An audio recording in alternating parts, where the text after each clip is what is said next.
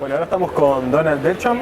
Él nos va a contar un poquito también sobre en qué está trabajando y cuál es su experiencia y qué ha visto acá en Uruguay. So, Donald, tell us more about you and what are you working on? What's your expertise? I'm a consultant, software developer consultant based in Canada. I work on all kinds of different projects. Currently, I'm doing a lot of writing of documentation and training materials for developer tools, and I'm usually work on any back-end systems, not so much user interface stuff, but back-end systems.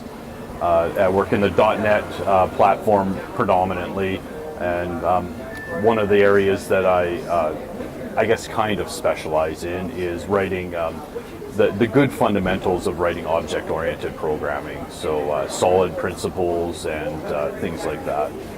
Okay, great.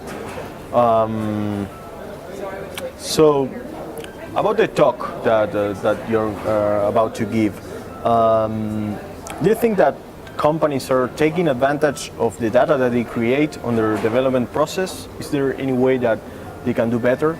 So the development process that most companies have in place generates a huge amount of data, everything from gathering of requirements through all the way to deployment of the system into production. And there's data that we use, such as defects and maybe the comments on code commits and things like that. But there's also a large amount of data that is generated that we never look at and don't pay attention to in any way. And we can take that data and mine it and meld it together and come up with good predictors of problems that could happen in the code base, areas we should pay attention to going forward, as well as get a better understanding of how fast we're able to do things. Oh, and is there any product that is working on that, or do you think it's like something that we... Every step in the process for every organization has different products, and every organization uses different products in every step, it seems like. All the data is usually generated, and then what we don't do is take all those products and integrate the data together to give us this big picture to be able to make these decisions on. And there's no one product that does that. It's an integration project that we need to take on ourselves. So you think that maybe we can, for example, put some machine learning on that or something to... You could do machine learning, just pulling data out, putting it into a data analysis in cubes or other data tools like that. It might just be as simple as accessing the APIs available on the different products and having some trigger like continuous integration call those APIs in certain scenarios and do things like start a code review or log a defect or something like that. Okay, great. So, which do you think are the main technologies or things that developers should start to specialize when they are starting on this field? So specialization is one of the hardest things to do in development because it's a constantly changing world. If you just watch Twitter and see what the JavaScript framework of the week is, it's every week it's something different. This week everyone's talking about Angular. Next week they're talking about something else.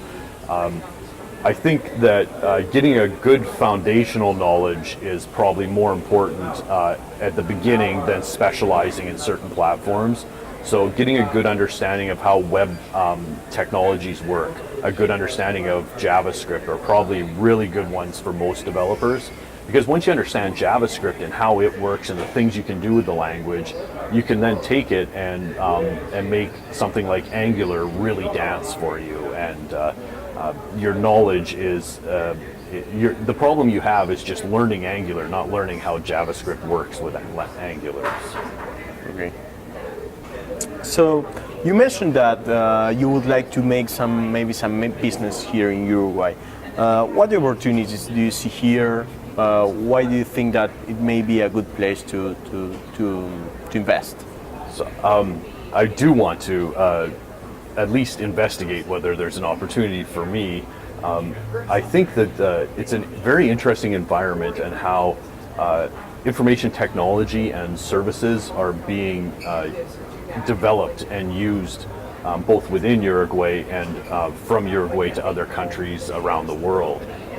And I'm quite intrigued by the combination of that and the extremely high skill level and training education that most of the people here in Uruguay have. I think it's a huge benefit for the industry, and I don't see that back home in Canada at the level it's seen here.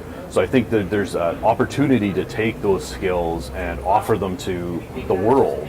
The question that I'm trying to figure out at this point is how. And in what area. So part of what I'm doing on my trip here in Montevideo is to see if I can figure out some of those answers to start moving forward with something. Great.